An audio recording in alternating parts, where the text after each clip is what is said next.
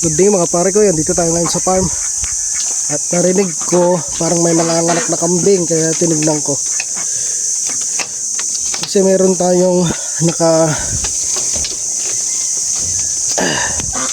ayan o.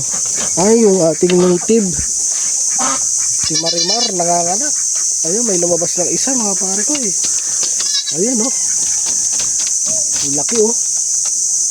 Upgraded.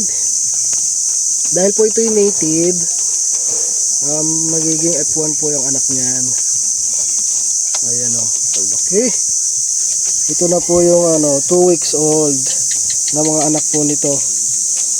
Ang lalaki na po nila. Oh, ang gaganda. Ang bilis lumaki. Kunti na lang po, maaabutan na po yun. Oh. Ayan. Ito po yung binibenta natin na bulog. Ayan. Ito po yung binibenta natin bulog. Tapos ito, kung kaya sa presyo, binibenta na rin natin yung pula. Ayan. Tsaka itong puti. Binibenta rin natin itong puti. Ayan mga pare ko. Oh. Ang ganda ng anak ni Marimar. Siguro po ay manganganak pa ito ng isa dahil napakalaki pa ng kanyang tiyan.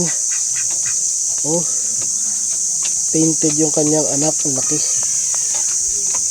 Tapos yung tenga niya, medyo malaki-laki na rin yung tenga niya. Gusto na niyang dumede.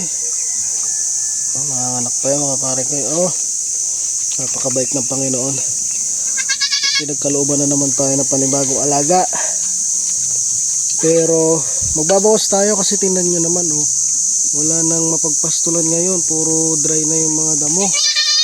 Kahit doon yung mga maramais doon wala na rin. Kaya ang laban ay puro mga ganito, damo ng punong kahoy na kinukuha natin.